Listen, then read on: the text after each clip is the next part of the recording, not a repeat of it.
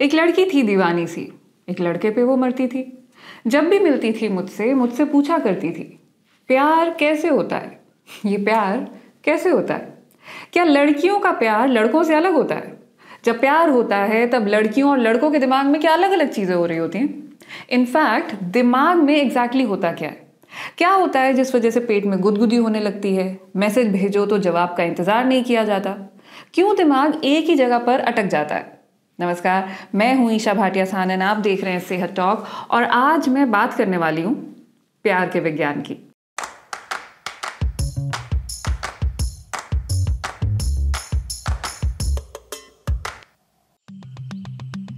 विज्ञान की भाषा में बात करें तो जब हमें प्यार होता है तो हमारा शरीर इमरजेंसी की स्टेट में पहुंच जाता है। मतलब ये वैसे ही रिएक्ट करता है जैसे कोई खतरा होने पर करेगा।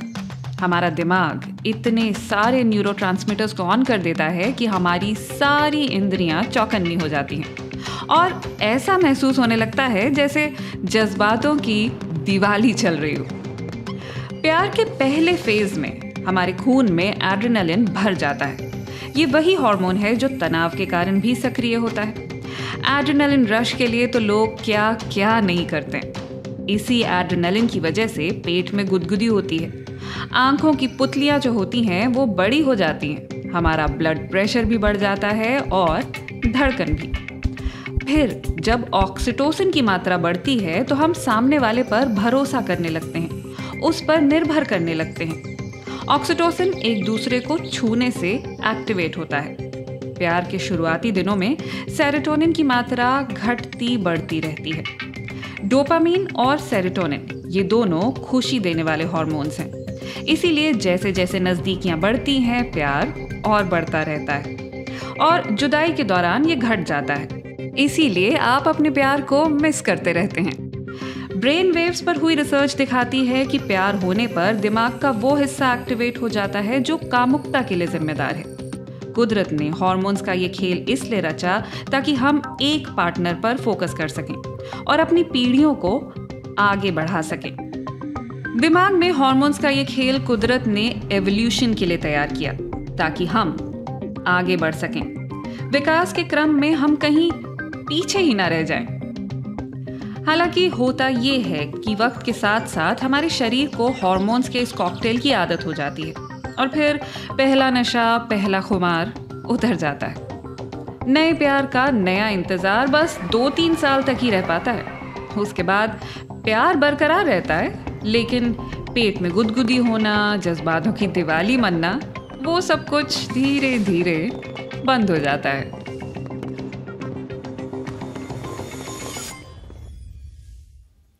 यानी 2-4 साल बाद प्यार का फितूर उतर जाता है। मेरे बाबू ने खाना खाया, पहले क्यूट लगता था, अब इरिटेटिंग लगता है। गलती आपकी नहीं है, हार्मोन्स की है। इसके बाद आप उस फेज में चले जाते हैं जहां वो हस्बैंड वाइफ वाले घिसे पिटे जोक्स भी फनी लगने लगते हैं।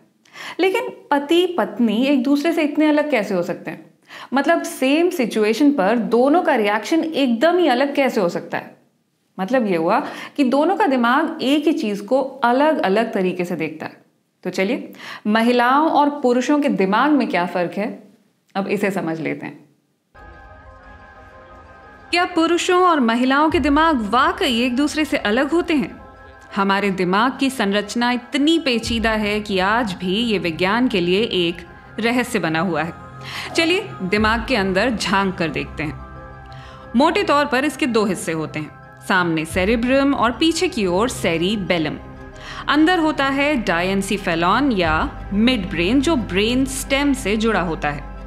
लेकिन ये सब हिस्से आपस में कैसे जुड़े होंगे ये हर इंसान में थोड़ा बहुत अलग होता है।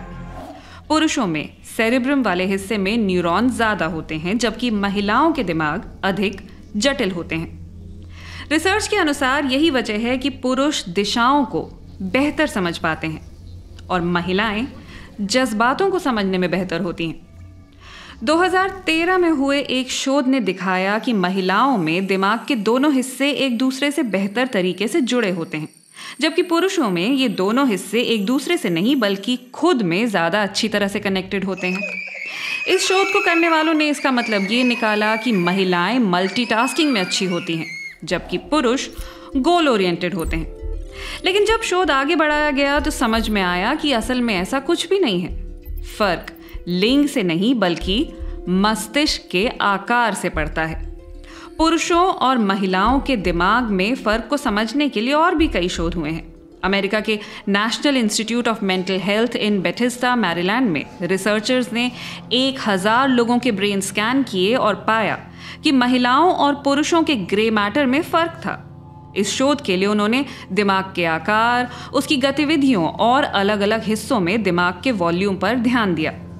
उन्होंने देखा कि महिलाओं में दिमाग के सामने के हिस्से में ग्रे मैटर ज्यादा था, जबकि पुरुषों में ये पीछे के हिस्से में अधिक था, खासकर उस हिस्से में जिसे ऑक्सीपिटल लोब कहा जाता है। ये वो हिस्सा है जहां दिमाग तस्वीरों को प्रोसेस करके संभाल लेता है। यही हिस्सा चेहरा पहचानने में भी काम आता है।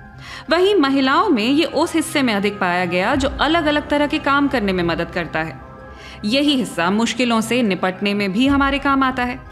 मतलब हम अलग तो हैं, लेकिन हमारे आसपास के माहौल से भी फर्क पड़ता है। यानी आप पुरुष हो या महिला, आप किसी भी तरह की जॉब के लिए अपने दिमाग को ट्रेन कर सकते हैं। इंस्टा पर #women खूब चलता है ना, वो कॉफी के इमोजी के साथ। कुछ लोग उस पर पापा की परी भी लिख देते हैं। जब भी लड़कियां कुछ ऊट-पटांग कर दें तो लोग उस पर ये हैशटैग लगा देते हैं। वो अलग बात है कि आप ये नहीं जानते होंगे कि इसकी शुरुआत एक YouTube वीडियो के साथ हुई थी जो सरकास्टिकली बनाया गया था।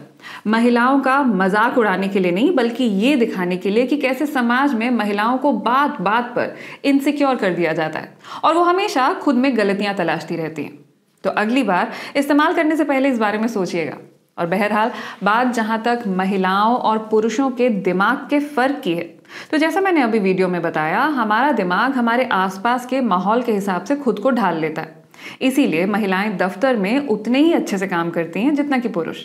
इनफैक्ट स्टडीज दिखाती हैं कि महिलाएं ज्यादा एफिशिएंट होती हैं क्योंकि उन्हें टाइम पर निकलने की जल्दी होती है। घर जाकर बच्चों का, रसोई का काम करने का प्रेशर होता है, इसीलिए वो ऑफिस का काम जल्दी जल्दी निपटाती हैं। आपको महिलाओं और पुरुषों में क्या क्या फर्क लगता है? फिजिकली नहीं, मेंटली।